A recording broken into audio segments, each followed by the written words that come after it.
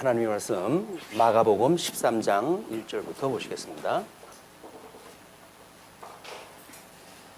예수께서 성전에서 나가실 때에 제자 중 하나가 이르되 선생님이여 보소서 이 돌들이 어떠하며 이 건물들이 어떠하니이까. 예수께서 이르시되 내가 이 큰 건물들을 보느냐. 돌 하나도 돌 위에 남지 않고 다 무너뜨려지리라 하시니라. 오늘은 13장의 지금 심판을 통한 증거 내용을 통해서 예수 그리스도의 높아지신 신분을 우리가 확인하게 되어집니다.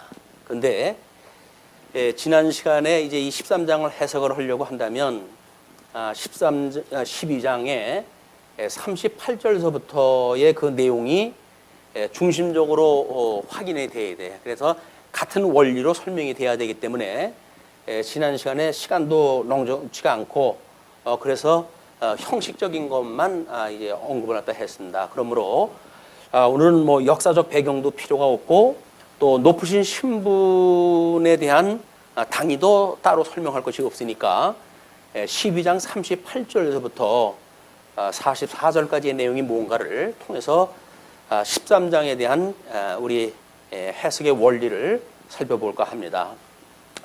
예수께서 가르치실 때에, 그러니까 예수님이 가르친다는 이야기는 예수님이 지금 구약의 성경대로 말씀을 가르치시는 일이기 때문에 원리가 여기서부터 이제 이루어져야 돼요. 그런데 이제 긴 옷을 입고 다니는 것과 시장에서 문안받는 것과 회당의 높은 자리와 잔치의 윗자리를 원하는 서기관들을 삼가라. 경계사항이 있는데 그것이 그때 당시에 종교 지도자를 지칭을 했다 하는 이런 그 중에서 특별히 서기관들, 하나님의 말씀을 풀어가지고 가르친다고 하는 그 서기관들을 삼가라고 이렇게 이야기를 하죠. 왜냐하면 그들은 과부의 가산을 삼키며 외식으로 길게 기도하는 자니 그 받는 판결이 더욱 중하리라 하시니라. 왜곡되어진 신앙생활이 무엇인가에 대한 본질을 여기서 이제 언급을 갖다 하는 겁니다.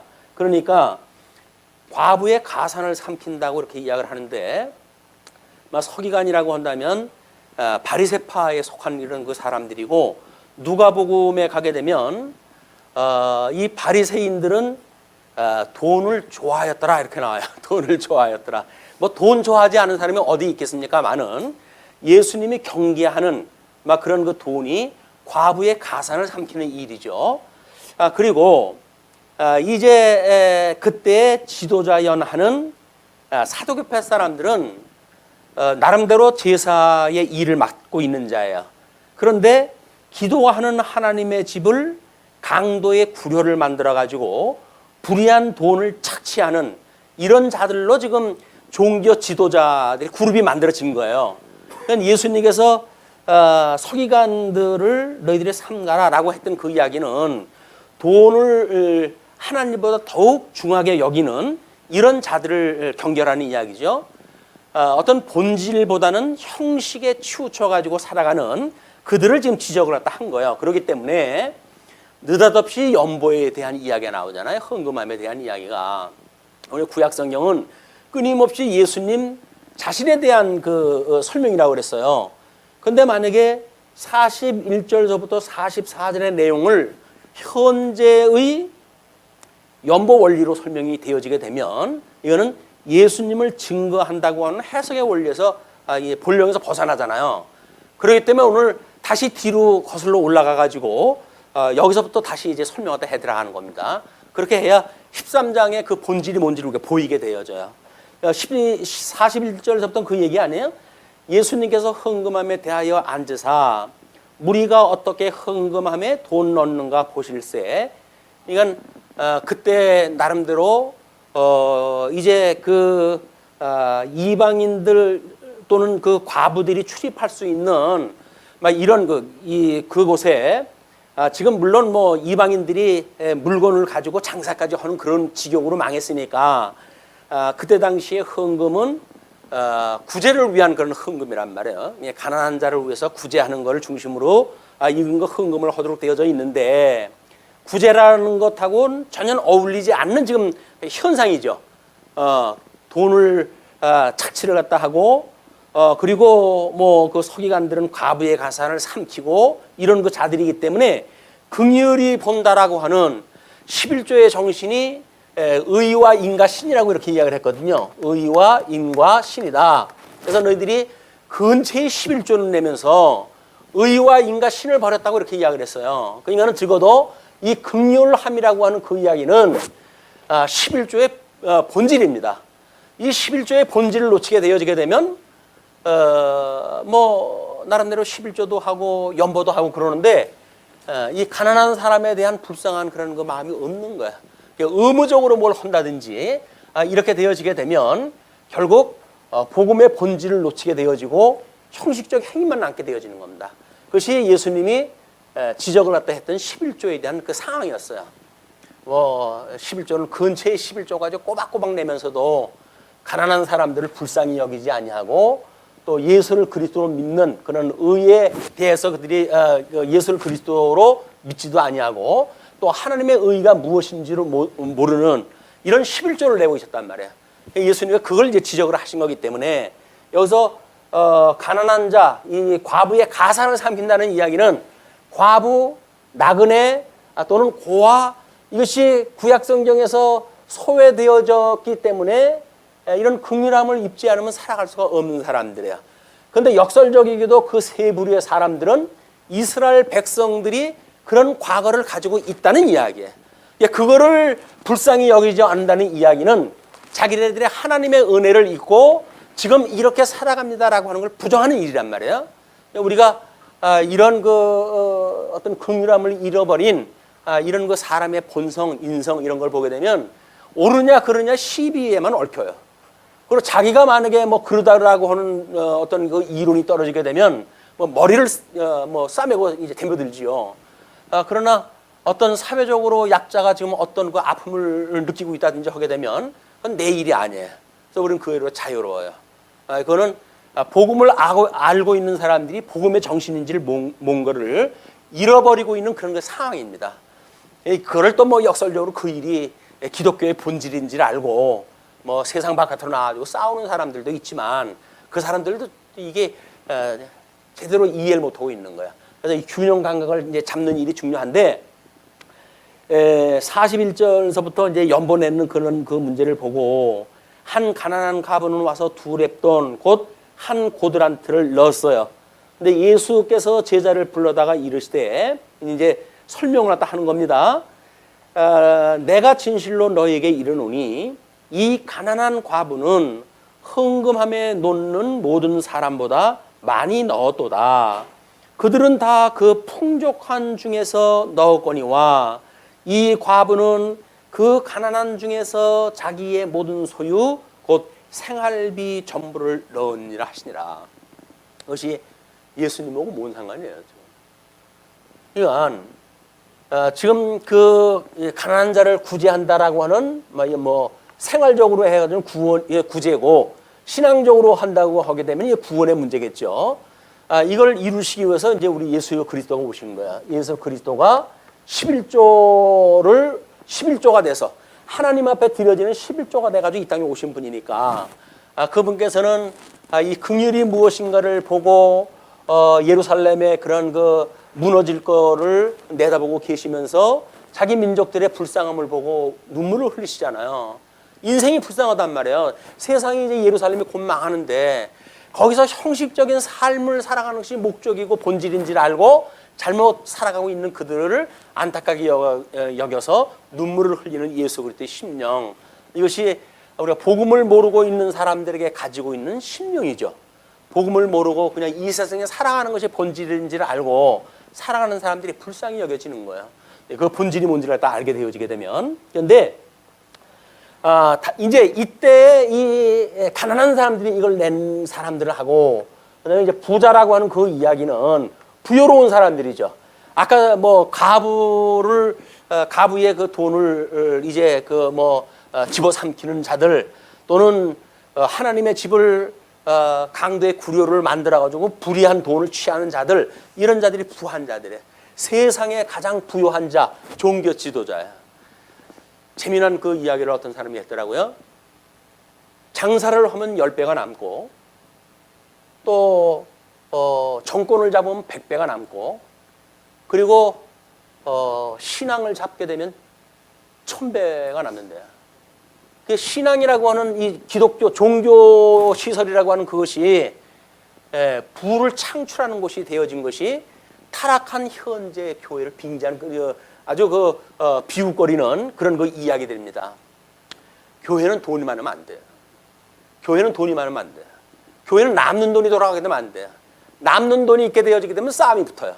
그걸 어떻게 쓸 것이냐, 뭐 이걸 가지고 늘 뭐 시비를 걸고 그리고 뭐 나름대로 이렇게 하는 것이 하나님을 위해서 좋다 어쩌다 그러는데 진작 긍휼의 마음은 없이 어떤 그런 그 논의만 되어지기 때문에 그렇습니다.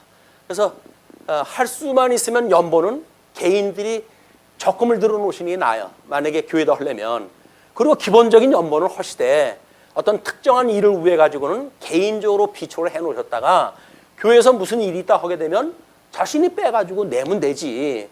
괜히 교회에다 그 돈을 내가지고 돈이 쌓이니까 목사가 딴 생각하잖아요. 저 남는 돈 뭐 교회를 위해서 주를 위하여 사업을 위하여 뭐 다른 일을 갖다 하는 게 좋지 않을까? 왜 묵혀둡니까? 그게 가장 우리 주님이 싫어하는 것이 묵혀두는 일인데 5달란트면 5달란트를 남겨야지. 그걸 묻어놓고 1달란트 그대로 가지고 있는 건 주님께서 싫어하시는 일 아니에요. 그걸 핑계로 대가지고 그 돈을 운용을 하다 하기 시작을 해요. 운용이 뭐예요? 세속적 경제 원리를 따라가지고 운용하다 하는 거예요. 예. 그래가지고는 결국 교회가 사단이 나고 그렇습니다. 가난하기 때문에 복음이 전도되지 않는 게 없어요. 그렇기 때문에 전할 자만 있게 되어지게 되면 그 수준에 맞춰가지고 그냥 운영이 되어지게 되며 그냥 이렇게 해서 전기값 내고 그죠?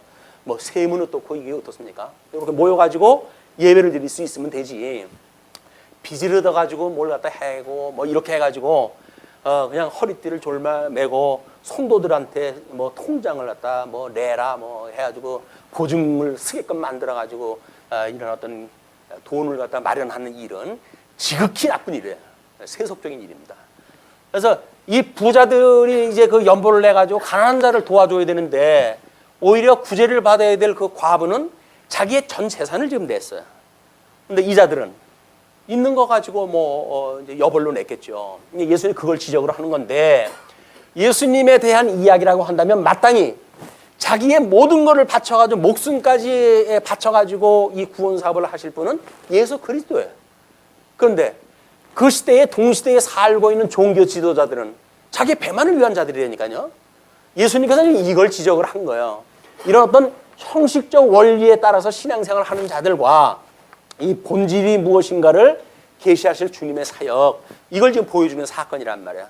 이걸 놓치게 되면 우리는 지난 시간에 뭐 41절부터 44절로 이야기했을 때 이걸 가지고 이제 비판을 갖다 했던 뭐 이야기 안 하고 넘어갈 수는 없으니까 그래도 뭐 1분 뭐 몇 초도 넘어가 가지고 2개로 나눠져 나왔던데 우리 카페에 그러니까는 이 형식적이라고 하는 그 이야기가 뭐 김아무개 씨가 뭐 자기 공금을 가지고 연보를 갖다 했다 뭐 이렇게 해가지고 그냥 사회에 이제 이슈가 되어지고 그러잖아요. 이게 형식적인 문제란 말이야. 이것만 지적했다 했는데 그건 본질이 아니에요. 그냥 현상만 현재 있는 상황이니까 우리들한테 감각을 이렇게 알았으면 좋겠다고 싶어가지고 이제 전해드린 거예요. 근데 오늘은 본질의 문제로 들어가야 돼요. 왜? 그래 이제 13장의 이야기가 열려지기 때문에 그렇습니다. 자, 그러면 이런 거를 지금 제자들을 불러가지고 이야기하신 거 아니에요? 야, 저 부자들은 지금 유효한 중에서 냈지만 저 과부는 자기가 있는 전 재산을 다 낸 거다 라고 이야기했단 말이야. 그래 놓고 13장으로 넘어가요. 그러면 13장에 이야기할 건지 뭔지를 제가 말씀을 안 드려도 이미 눈치를 다 채실 거야. 왜? 지혜로운 분들이니까 12장 말미에 지금 이것만 설명을 해도 13장에 그 얘기를 또 이렇게 예수님께서 풀어가시는구나, 이걸 이해를 하실 건데 뭐냐면 우리 13장 1절에서부터 2절까지 예루살렘 성전 파괴를 예고하는 내용이에요. 근데 예수께서 성전에 나가실 때 제자 중 하나가 이르되 선생님이여 보소서 이 돌들이 어떠하며 이 건물들이 어떠하니까 막 그건 주보에다가 일부러 헤롯 성전에 대한 거를 역사적 그 내용을 간단하게 소개를 갖다 해드렸어요. 그러니까 헤롯이라고 하는 임금은 이두메 사람이라고 그렇게 이야기를 했죠. 유대 순종이 아니에요. 물론 이제 여기에 나오는 그 아들들은 때로는 유대인들 그 여자하고 결혼도 하고 해가지고 순도가 조금 그 헤롯 대왕보다는 좀 높아졌지만 헤롯 대왕이라고 하는 사람은 이두메 출신으로 해가지고 유대인들한테 그렇게 환영을 받지 못했던 인물이거든요. 그렇기 때문에 그들에게 이 환심을 사기 위해 가지고 기존에 있었던 그 성전의 2배나 되어지는 성전을 짓기 시작을 해요. 물론 헤롯은 아주 이름난 건축학자야. 도시를 건설하고 했던 사람이니까 성전을 가장 아름다운 성전으로 해가지고 구축하게 되어 있습니다. 거기에 이 형식을 따르는 사람들은 얼마나 멋져요. 자기네가 몸담고 지금 봉사를 하고 있는데 그 성전이 너무 의리어려고 좋으니까 마치 자기를 대변하는 것 같잖아요. 자기 신분을 대변하는 것 같잖아요. 목사들이 큰 교회를 좋아하는 건 그거예요. 목사가 의리어리한 그런 교회당에서 설교를 한다고 치십시다. 그럼 목사가 어떤 마음을 가지고 올까요? 이 집이 내 집이다 라는 마음을 가지고 자기하고 동일시한단 말이에요.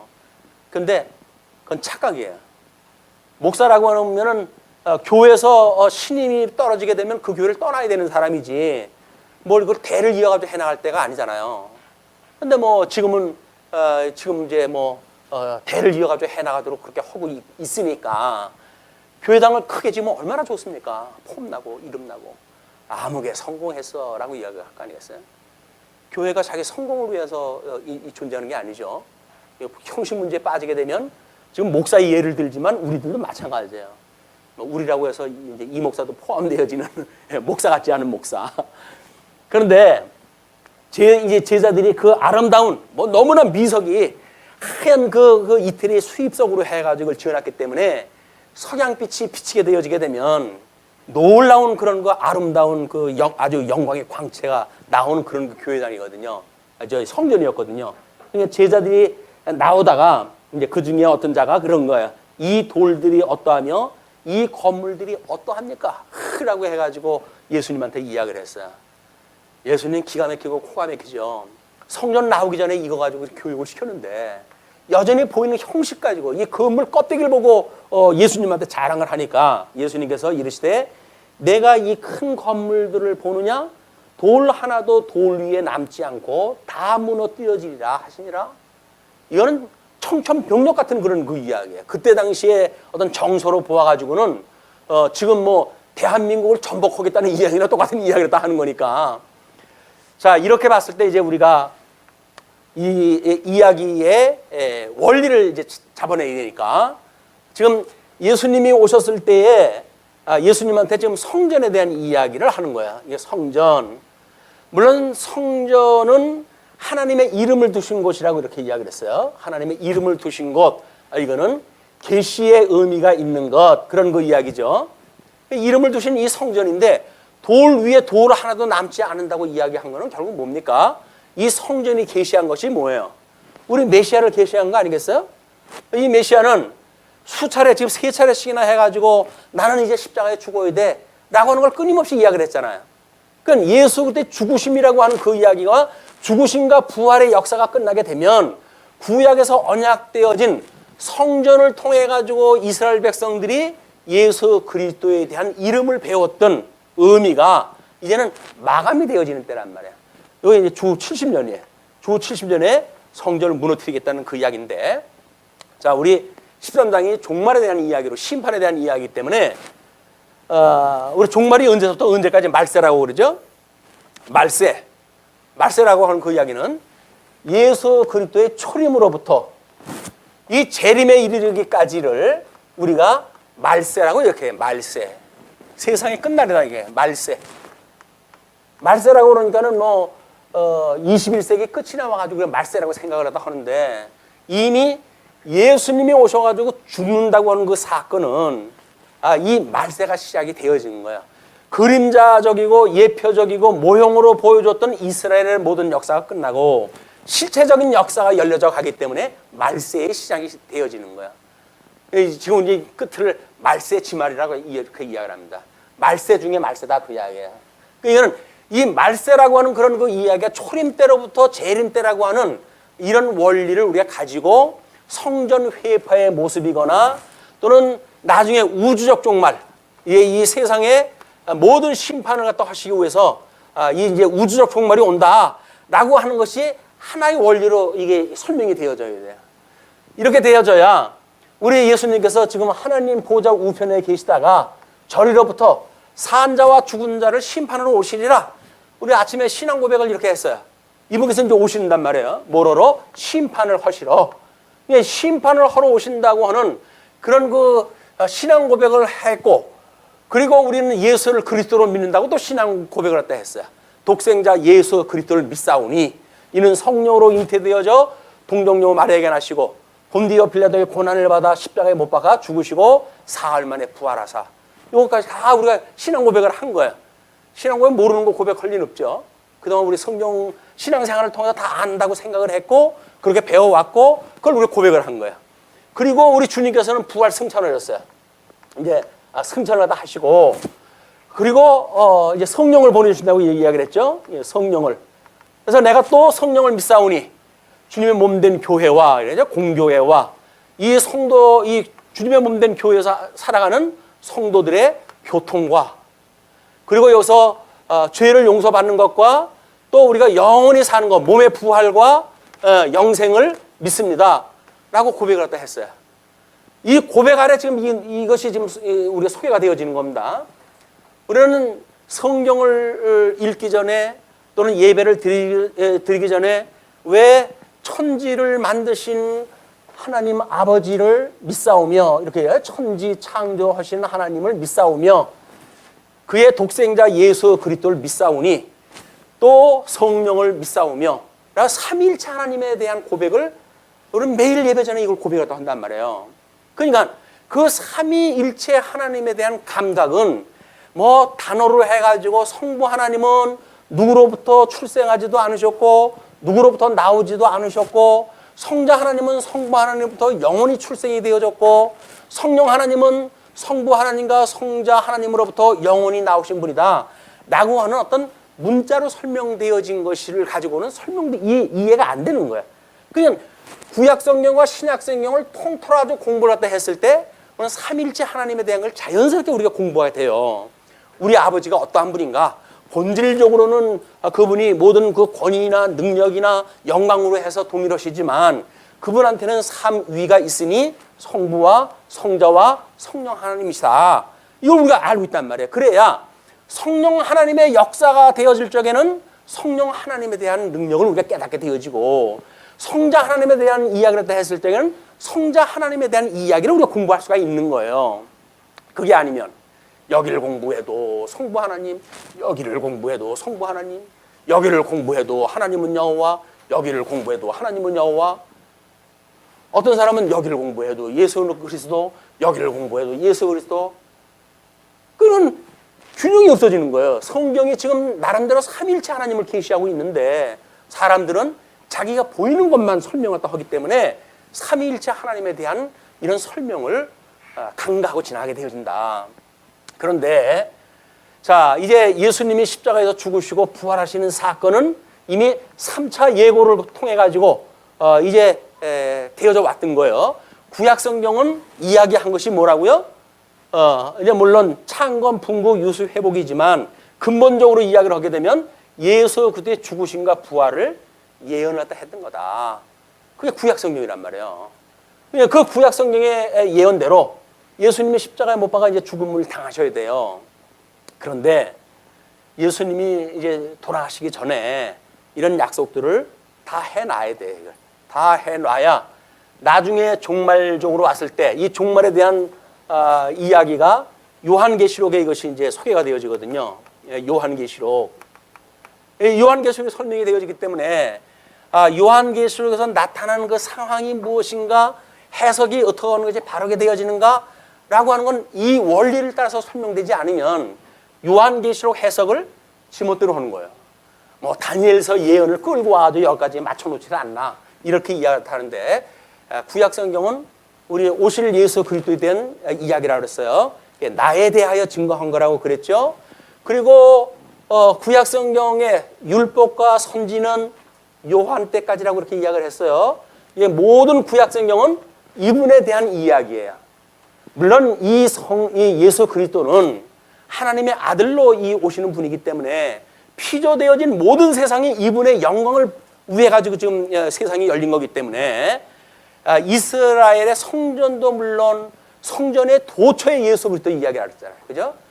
거기에 법궤와 시운소와 휘장과 또는 이쪽으로 해가지고 뭐 떡상과 향단과 또는 촛대와 나와주고 물두멍과 번제단과 모든 거 예수 그리스도의 이야기니까 그냥 성전이 무너진다는 이야기는 예수 그리스도가 무너진다는 이야기고 하나님은 영광의 광채가 되시고 그래요. 하나님은 이제 우리 성부 하나님은 영광의 광채가 되시고 본체가 되시고 이 영광의 본체가 되시는 분이 예수 그리스도를 광채로 해가지고 보내주셨다고 이렇게 이야기를 하죠. 그러니까 예수 그리스도에 죽는다는 이야기는 하나님의 이 본체의 변을 지금 이야기를 해주는 거예요. 또 이 광채로 오셨던 우리 예수 그리스도가 주님의 몸된 교회를 통해서 계시가 되어지고 있으니까 주님의 몸된 이 교회라고 하는 그 이야기는 바로 성령의 능력으로 해가지고 삼일체 광채로 해가지고 이 영광의 능력이 여기서 역사를 하는 곳이란 말이에요. 이런 성령 하나님 눈에 보이지 않는 성령 하나님의 역사를 우리가 잊어버리게 되면 주님의 몸된 교회를 세속적 교회로 인간들이 보기 좋은 교회로 전락시켜버리고 말게 되어진다. 이 주님의 몸된 교회는 우리 말씀이신 예수 그리스도 이분에 대한 풍성한 설명이 되어야 돼. 풍성한 설명이.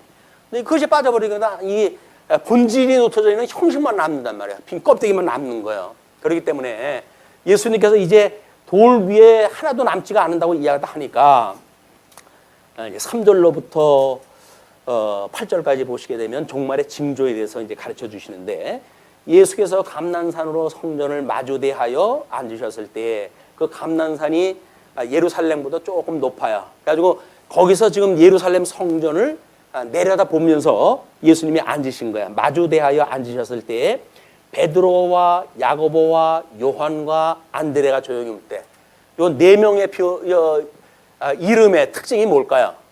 이름의 특징. 마가가 아주 기술적으로 문학적 표현을 하다 했어요. 요게 형식적 형제, 두 형제들이에요. 형제와 형제. 그래서 지금 거기에 나와져 있는 베드로와 안드레가 형제고 야고보와 요한이 형제거든요. 육적 관계의 두 형제를 들어가지고 지금 예수님한테 이 본질의 문제를 질문하게 하신 거야. 너무 문학적 기교가 지금 나오죠? 그렇게 이야기도 했는데 우리에게 이르소서, 우리라고 하는 건 제자들 다 포함되어진 게 아니겠죠?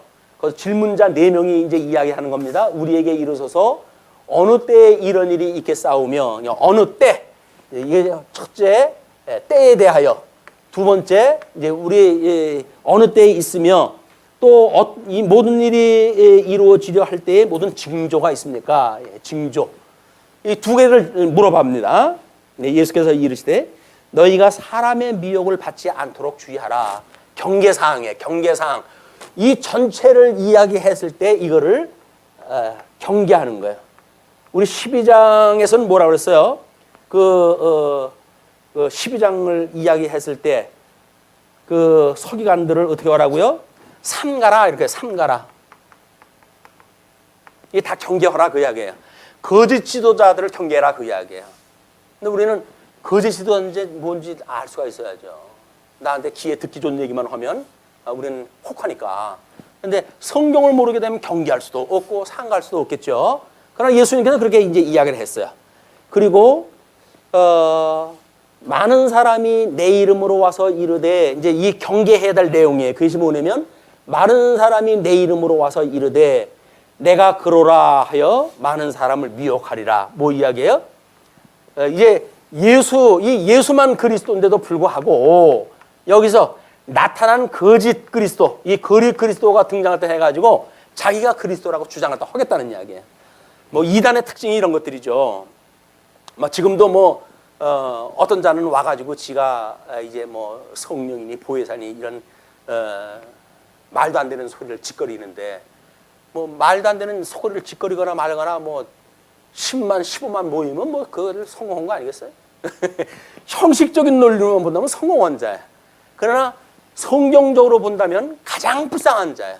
성경을 잘한다고 하는데도 불구하고 이 적그리스도가 되어져 가지고 끝날 저 지옥 불구덩이 속에서 고통을 받을 걸 생각하게 되면 제일 안타까운 사람이죠.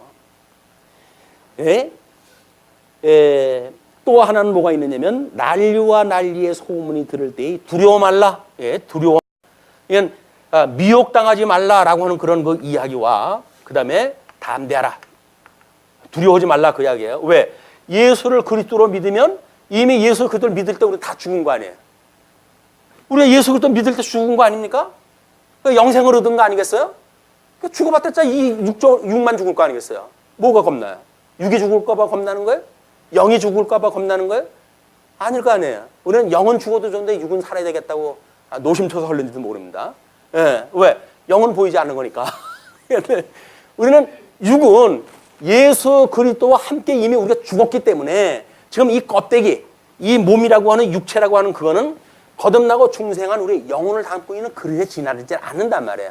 그냥 우리의 본질이 뭔가, 하나님 인생의 본령이 뭔가라고 하는 걸 이야기할 적에도 이게 영혼을 담고 있는 그릇이 이 세상의 가치가 아니라 그 하나님을 영화롭게 하는 것, 우리의 거듭나고 중생한 우리 영혼이 바라보는 그 하나님을 영화롭게 하는 것이 인생의 본분이란 말이에요.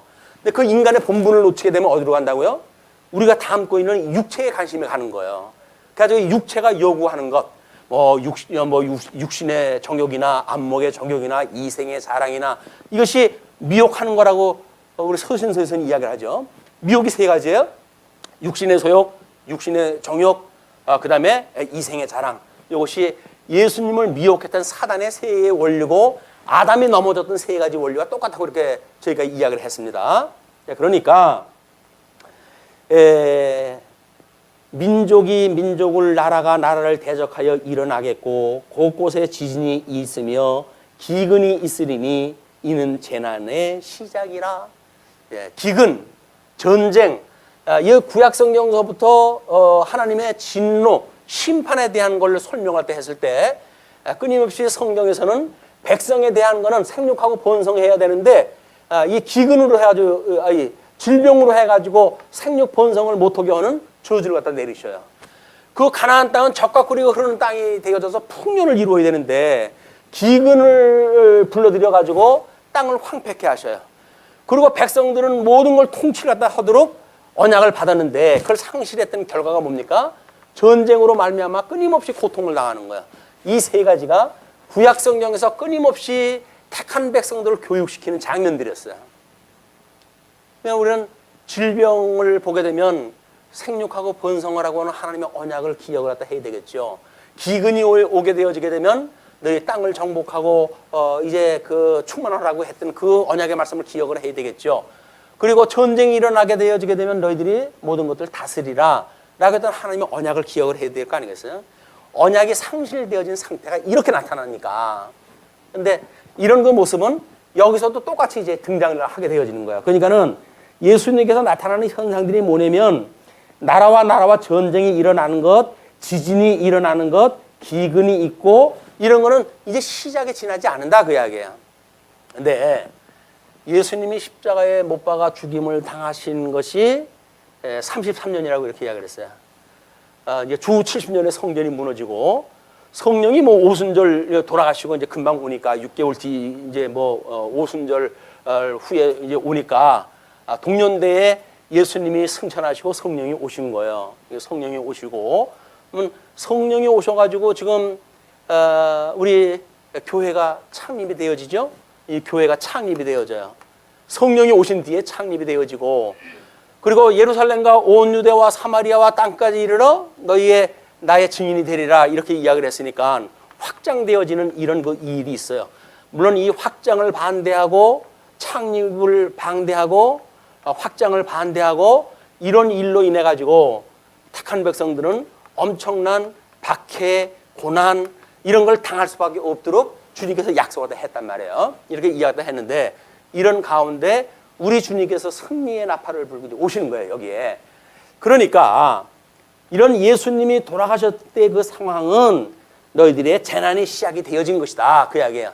예수님이 돌아가심으로 해가지고 믿는 자들에게는 복음의 증인이 되어져가지고 열심히 복음을 증거하지만 복음을 증거할 때에 여기에 소위 말하는 짐승 권세, 음녀 권세 이런 거에 의해 가지고 공격을 받게 되어지니까 예수를 믿는 게 아니에요, 사실은.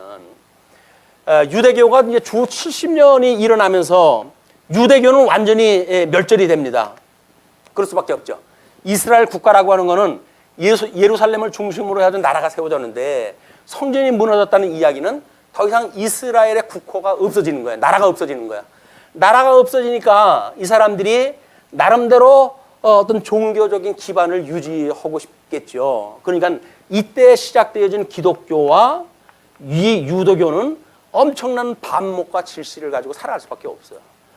그래가지고 이때 당시에 로마의 그 정치 세력들은 유대교가 나름대로 이스라엘의 국교로 인정을 했고 그리고 그들은 모든 종교를 인정을 해왔거든요. 그런데 거기에 기독교라고 하는 이상한 종파가 만들어졌는데 그냥 유사한 유대교권이 이렇게 했죠. 그런데 가는 곳마다 이제 이게 부닥쳐요. 싸움이 나요. 여기는 예수님이 이미 왔다. 무슨 소리냐 해가지고 너희들이 예수님을 죽였다라고 이야기했다 하니까 뭐 싸움이 이루 말할 수 없이 이제 나는 것이 여기서 음녀 권세의 바탕을 이루는 공격이에요. 유대교의 이 공격. 이 유대교들이 얼마나 사악하게 이 기독교를 이 핍박을 했는지 뭐 스데반 집사 돌로 맞아 죽은 건 뻔히 아실 것이고 그리고 이 선교를 갖다 해갈 때 사도 바울이 얼마나 이 유대교인들한테 핍박을 받았습니까? 거기에 사도행전에 나오는 아주 표피적인 그 현상들이에요. 그러나 그 이후에도 끊임없이 이것이 만들어지기 때문에 뭐 이제 네로 황제가 등장할 때 했을 적에는 이 심각한 갈등을 인해 가지고 화제의 원인을 기독교에 돌리게 되어지는 원인이 되기도 해요. 그럴 만큼 유대교와 기독교는 심각한 갈등 관계를 가지고 가도록 되어져 있어요, 이게. 그런 맥락 속에 여기서 십자군 뭐 그 전쟁도 나타나고 뭐 뭔 전쟁도 나타나고 다 그런 거예요, 이게. 그냥 터무니없이 나타나는 게 아니라 초대 때서부터 이미 이런 씨앗으로 해가지고 이 성경을 성경으로 보는 유대인들이 과연 예수를 그리스도로 설명을 하지 않으니까 음료의 권세에서 막강한 공격이 시작되어진단 말이에요. 자, 그런데 9절로부터 13절 제자의 박해를 예고하죠. 너희는 스스로 조심하라. 사람들이 너희를 공회에 넘겨주겠고 너희를 회당에서 매질하겠으며 나로 말미암아 너희가 권력자들에게 임금들 앞에 서리니 이제 고발이 되어져 가지고 그때 당시에 로마 제국의 정치정인들이라든가 이런 자들 앞에 이제 끌려가게 되어진다 그 얘기예요. 근데 왜냐? 이는 그들에게 증거가 되려 함이라. 이건 주님이 이 역사를 섭리해 가시는 거예요. 섭리해 가시는데 이 박해를 해 가는 가운데 짐승 권세 잡은 자들 앞에 너희를 갖다 세울 거야. 그러나 너희들이 지금 이 기독교, 유대교를 초월한 전 세계적 기독교가 되어진 거 아니에요. 그러니까 이 짐승 권세를 가지고 있는 자들에게 복음이 증거되어야 돼, 이건. 이는 역설적이게도 이 기독교인들한테는 수없는 박해의 대상자가 되지만 오히려 이제 이스라엘이라고 하는 그 나라가 없어지고 기독교가 전 세계적인 종교가 되어지려고 한다면 이 짐승 권세 잡은 자들에게 복음이 증거되어야 된단 말이에요. 내가 너희들 이 머리 앞에 끌어다 놓을 거야. 왜? 너희들이 증인이 되게 하려고 그러는 거야. 그 이야기예요. 그러니까 여기서 이야기하는 게 그겁니다. 이제 임금들 앞에 서리니 이는 그들에게 증거가 되려 함이라. 또 복음이 먼저 만국에 전파되어야 할 것이니라. 만국에 전파가 되어야 된다는 이야기예요.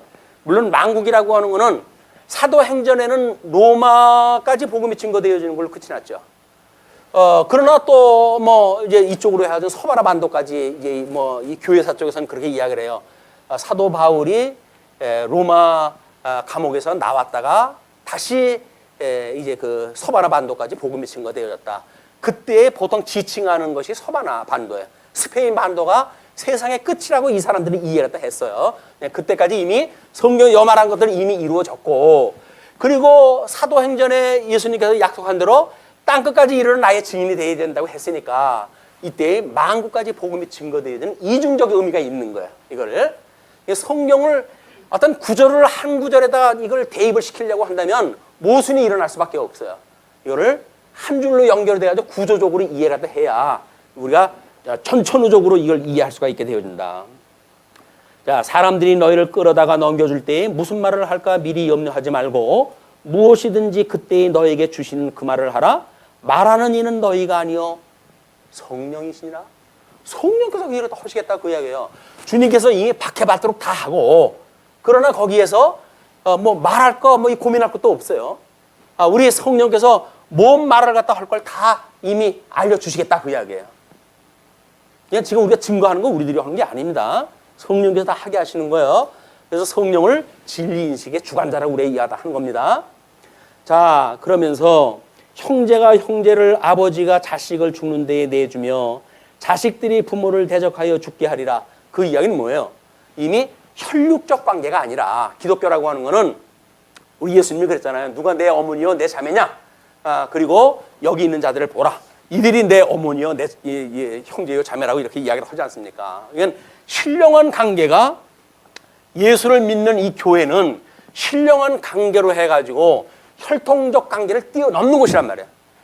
근데 여전히 교회 안에서도 혈통적 관계에 매이게 되면 아버지가 아들한테 목사직을 교회를 물려준다든지 이런 웃기는 일이 만들어지는 거예요.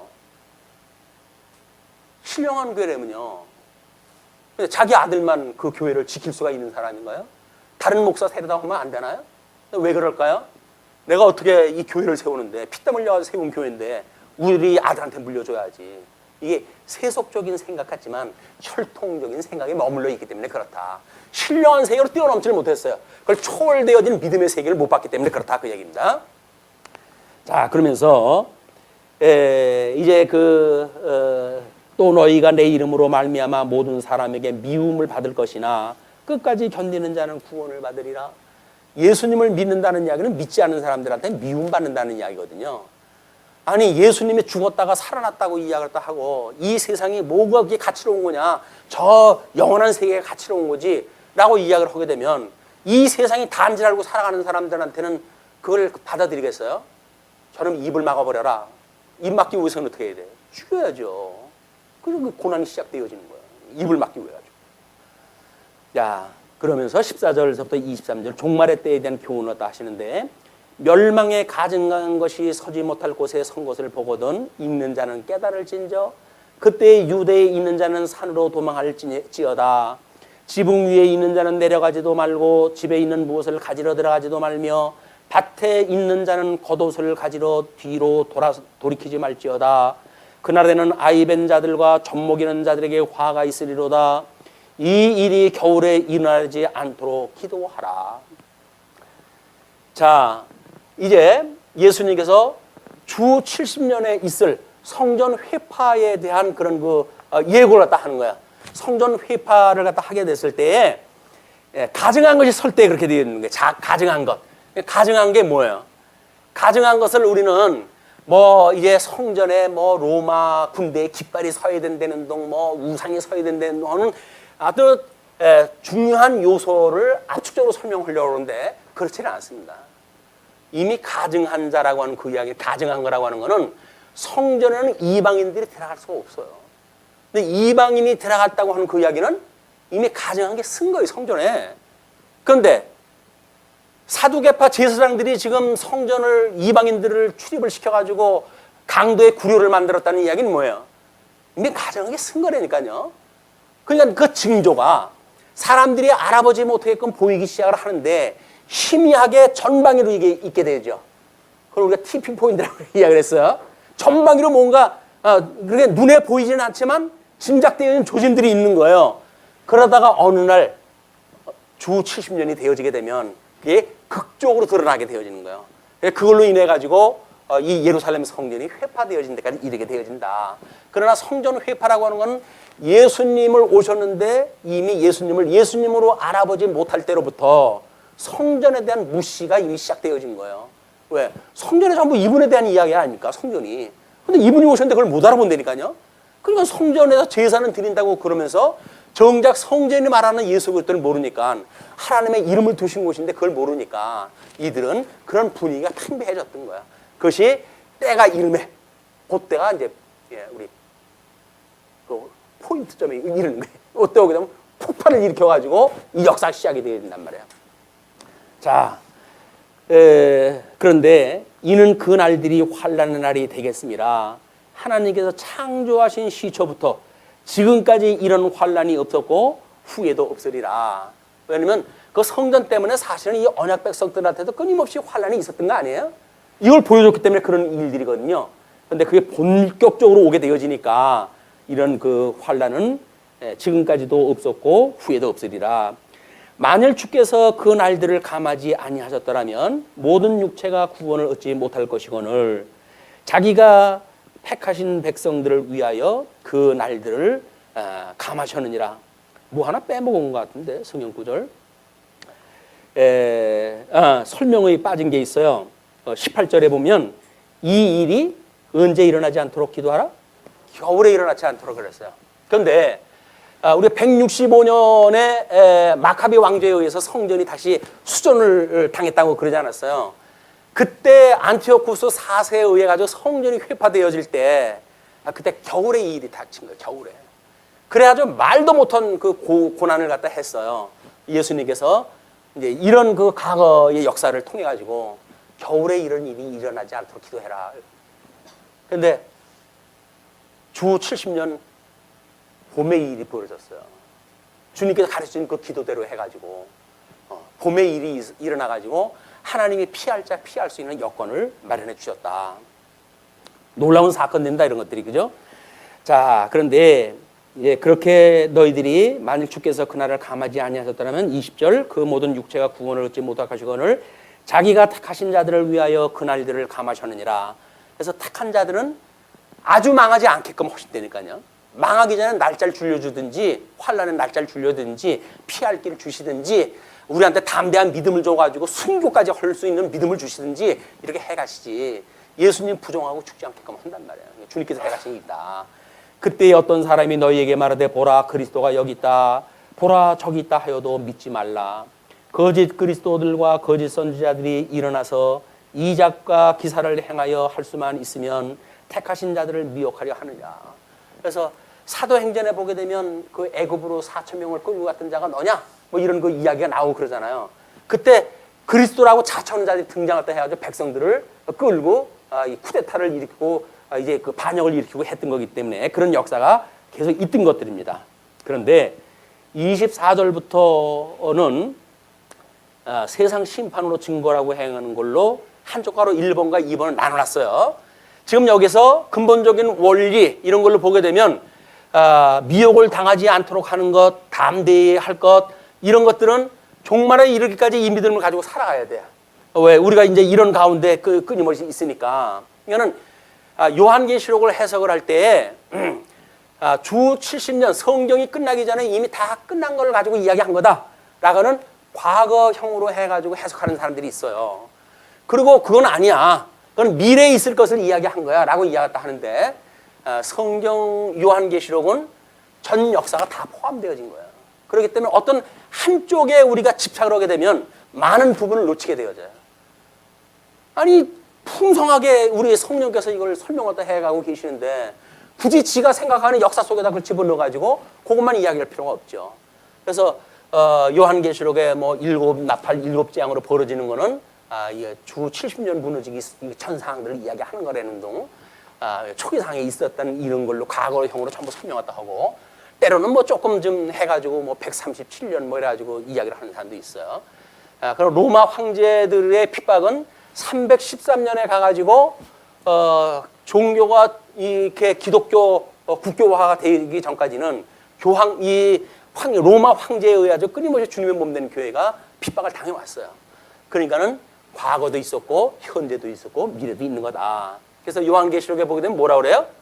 내가 본 것과 이제 있는 것과 그리고 장차 있을 일을 기록을 해라 이렇게 하죠. 자, 구약성경의 선지자들은 뭘 이야기를 했어요? 구약의 선지자들은 끊임없이 너희들이 지금 불순종하고 지금 현재 망한 것은 이 망한 것은 현재이래. 현재 망한 것은 과거에 불순종으로 인해 가지고 그렇다 이렇게 설명을 하죠. 그러나 미래에는 어떤 일이 있다고요? 돌아올 자, 너희들이 마음을 다하고 뜻을 다하고 돌아오게 되어진다고 한다면 나는 너희의 아버지가 되어지고 너희는 나의 백성이 될 것이야 라고 이야기를 했잖아요. 그냥 선지자들이 이야기한 거는 과거, 현재, 미래에 대한 걸 묶어가지고 설명을 다 했어요. 요한계시록도 마찬가지입니다. 이걸 요한계시록도 과거, 현재, 미래에 대한 상황을 가지고 설명을 다 하는 거예요. 그냥 미래 장차 있을 일들은 나중에 로마서에서 이야기했던 것처럼 이제 이스라엘 백성들 창감람 나무가 돌감람 나무를 이제 다 때가 찼을 때 창감람 나무 회복할 때가 오는데 이때는 잃어버렸던 이스라엘이 잠시 회복의 때가 있어요. 뭐 그것이 극적인 사건은 아니라고 하더라도 성경에 계시되어진 일이기 때문에 그게 포함되어 있다. 그런 그 이야기예요. 자세한 건 이제 요한계시록 공부할 때 이제 공부하시기로 하고. 자, 이렇게 하니까 이제 그 24절부터 재림의 징조를 이렇게 이야기를 합니다. 그때에 그 환난 후 해가 어두워지며 달이 빛을 내지 아니하며 별들이 하늘에서 떨어지며 하늘에 있는 권능들이 흔들리리라. 지금 뭐 지진 조금 나는데도 난리 법석 아닙니까? 그런데 만약에 이런 정도의 천재지변이 일어난다고 한다면 그때는 끝장 다 본 거예요. 그때 인자가 구름을 타고 큰 권능과 영광으로 오는 것을 사람들이 보리라. 오겠다고 했던 그 주님께서 오시는 그 영광을 보겠다 그 이야기죠. 또 그때 그가 천사들을 보내어 자기가 택하신 자들을 땅끝으로부터 하늘 끝까지 사방에서 모으리라. 주님께서 모으시는 거예요. 주님께서. 그런데 28절부터 31절을 보시게 되면 재림의 시기에 대한 교훈을 이렇게 이야기를 해요. 무화과 나무의 비유를 배우라. 그 가지가 연하여지고 잎사귀를 내면 여름이 가까운 줄 아나니 이와 같이 너희가 이런 일이 일어나는 것을 보거든 인자가 가까이 곧 문 앞에 이른 줄 알라. 재림할 때가 온 줄로 알라는 이야기죠. 우리는 지금 여기서 나오는 무화과의 비유를 통해 가지고 예수님이 무화과 나무를 저주해가지고 말라버리게 했던 그 내용을 우리가 공부한 바가 있습니다. 그거는 이스라엘 백성들이 제대로 예수를 그리스도로 영접하는 하나님의 그 계시의 영광을 보지 못하기 때문에 그걸 고사시키기 때문에 이제 그들을 다 멸하시고 오히려 이방인들을 불러가지고 이 교회 때를 이루어가게 하신 거예요. 그러나 마지막 때가 오게 되면 이제 첫 번째 열매가 다 떨어지고 그리고 두 번째 정말 주인이 먹을 수 있는 나무의 열매가 맺게 되어지거든요. 그것이 우리 이스라엘 회복 때의 열매야. 추수할 때 하나님 앞에 식양으로 먹을 수 있는 그 열매가 맺히게 되어지는데 그때까지 이를 지금 이야기를 하는 거야. 그러니까는 잎사귀를 내면 여름이 가까운 줄 아나니 이와 같이 너희가 이런 일이 일어나는 것을 보거든 인자가 가까이 곧 문 앞에 이른 줄 알라. 그래서 이스라엘 백성들이 구원의 때가 이제 이뤄진다는 지 하게 되면 그걸 이때가 주님이 오실 때라구나 이걸 알 수가 있는 거죠. 근데 우리는 이미 이방인의 때가 끝이 났으니까 그걸 볼 수도 없어요. 지네들끼리 이야기해. 이스라엘 백성들의 이야기. 내가 진실로 너희에게 말하노니 이 세대가 지나가기 전에 이 일이 다 일어나리라. 세대가 지나가기 전에 다 일어난대요. 근데 저 종말, 우주적 종말까지 이 세대가 일어나까지 이게 다 일어나면 될까요? 안 되잖아요. 그러니까 여기서 이런 교훈했던 그 내용의 원리적인 내용은 뭐예요? 주 70년이니까 이때가 33년이라고 한다면 한 세대 아니야, 한 세대. 이거 망할 때까지 다 보겠죠. 이 성전 회파라고 하는 거는 예수 그리스도의 죽으심에 대한 그 본질에 대한 문제를 증거를 갖다 하는 거고 예루살렘 성전을 보여주는 것이고 그리고 우주적 종말은 저 태초에 천지를 만들었던 하나님께서 이 모든 계시를 통해 가지고 보여줄 거 다 보여주는데도 불구하고 그거를 못 알아보는 때가 되게 되면 하나님께서 다 불로 이걸 심판하시겠다 그 이야기예요. 눈에 보이는 세계 심판하시겠다 그 이야기예요. 그러면 예수님의 구약 성경대로 죽으신 것이 우리 죽었다가 부활하신 걸 보았어요. 성전이 주 70년 무너진 거 보았어요. 그럼 우주적 종말이 있을 걸 갖다 믿어집니까? 안 믿어집니까? 같은 원리 선상에서 우리가 믿어지는 거예요. 예수님의 재림이라고 이야기를 하니까, 이 재림을 이야기를 하니까, 그 종파에서는 그러는 거 아니에요. 그게 정신적인 부활을 이야기를 하는 거지. 이게 재림 이야기를 하는 거지. 그 살아있는 하나님, 하늘에서 무슨 내려오냐, 손오공이냐, 하나님이, 예수님이, 이래가지고 비아냥거리는 사람들이 있거든요. 누가? 예수 믿는다고 하는 자들이.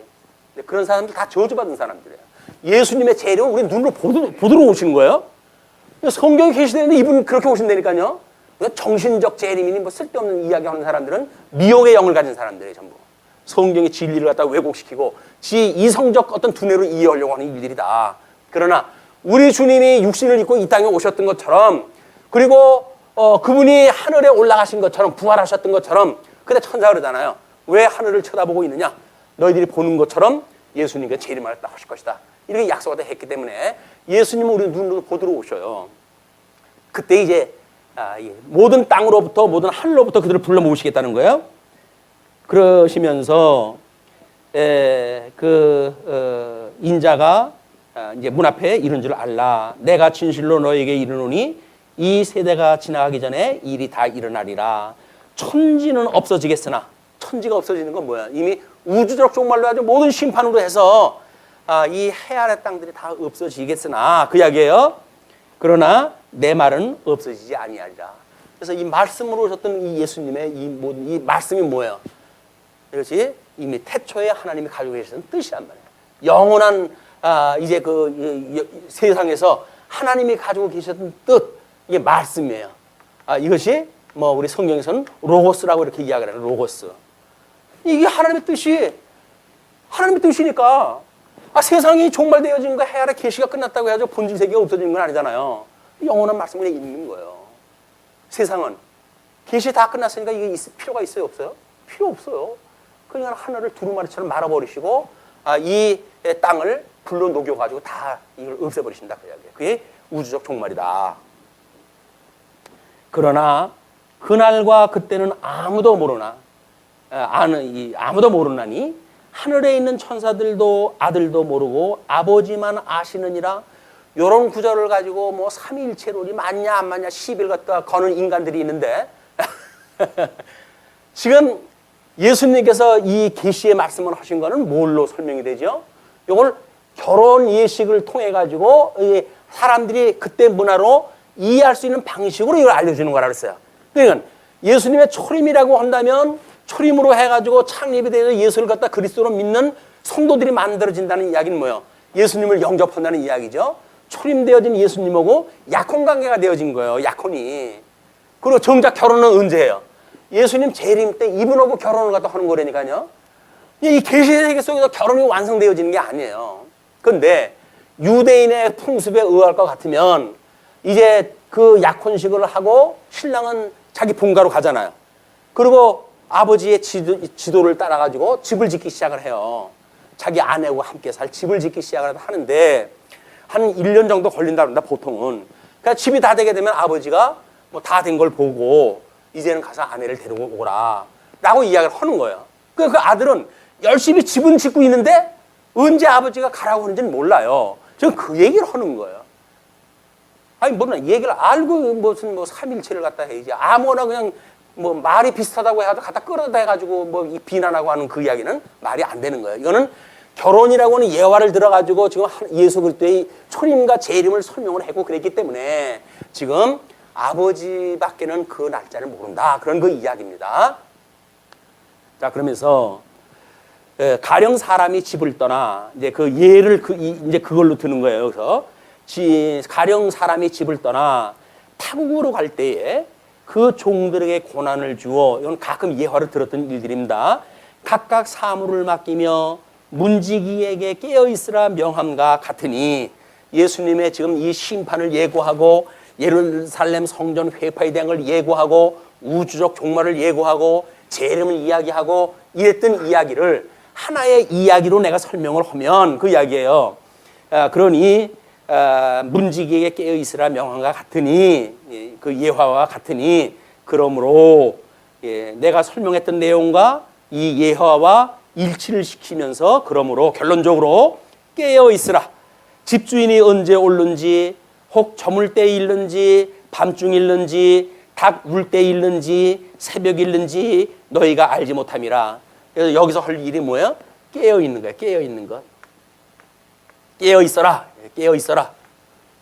성령의 우리 감동으로 인해 가지고 하나님의 말씀을 통하여 끊임없이 깨어 있는 것. 하나님의 뜻을 분별하고 우리가 어떻게 살아가는 것이 옳은 일인가라고 하는 걸 이게 교회 생활을 통해서 끊임없이 교육이 되어진단 말이에요. 이게 깨어 있는 상태란 말이에요. 그렇게 깨어 있게 되어지게 되면 우리 주님이 언제 올지 모르니까 그가 호련히 와서 너희가 자는 것을 보지 않도록 하라. 주님이 오셨을 때 기껏 기다리다가 너무너무 졸려가지고 끝판에 잤다. 그 끝판에 잤다는 이야기는 뭐야? 여지껏 기다린 거 무효. 그건 무효 이야기야. 그걸 뭐라 그래? 우리가 교회의 견인이라고 그랬잖아요. 견인. 이걸 주님께서 하신단 말이에요. 주님께서 깨어 있으라라는 걸 우리가 눈 부비고 내가 억지로 깨어나야지 그 얘기가 아니라 주님께서 내가 끝까지 음부의 권세가 무너뜨리지 못하는 교회를 내가 세울 것이야. 그냥 너희들은 내가 붙들고 있어. 너희의 오른손을 내가 붙들고 내가 너희의 걸음을 인도하고 있어. 라고 하는 걸 이야기를 하고 있단 말이에요. 우리 주님은 지금 보이진 않지만 오히려 의해 가지고 교통을 하고 사제를 깨닫고 부활을 믿고 영생을 믿고 살아가는 성도들의 삶이 뭡니까? 견인을 믿는 거예요. 주님께서 나와 함께 하신다는 거 하는 걸 믿는 거란 말이에요. 임마누엘 주님, 주님이 나와 함께 하시지. 우리 어떤 뭐 사업상으로 어려운 일이 있습니까? 주님이 함께 있다고 한다면 고민할 거이 없어요. 우리가 뭐 여러 가지 삶 속에서 어려움이 있습니까? 질병으로 해도 환난 때문에 힘드십니까? 그러나 주님께서 우리 붙들고 계셔요. 이것만 믿어진다고 한다면 위로받을 수가 있죠. 그리고 영원한 하나님에 대해 우리 소망을 가질 수가 있는 거니까 예수를 믿는다는 이야기는 믿음, 소망, 사랑은 항상 있는 거예요. 이게 믿어진다고 한다면 그 중에 제일은 사랑인 거예요. 어떻게 주 안에서 우리가 어떻게 교통을 살아가는가. 위로는 하나님을 사랑하고 이웃을 내 몸같이 사랑하라고 했던 예수 그리스도의 그 강령을 주님께서 지켰던 것을 확인하고 또 믿고 또 믿고 그러면서 우리 익힌 공부를 하면서 살아가는 일이다. 이 익힌 공부로 인해 가지고 성령 충만한 이런 한 주간이 되기를 빌면서 말씀 드리겠습니다. 기도하시죠.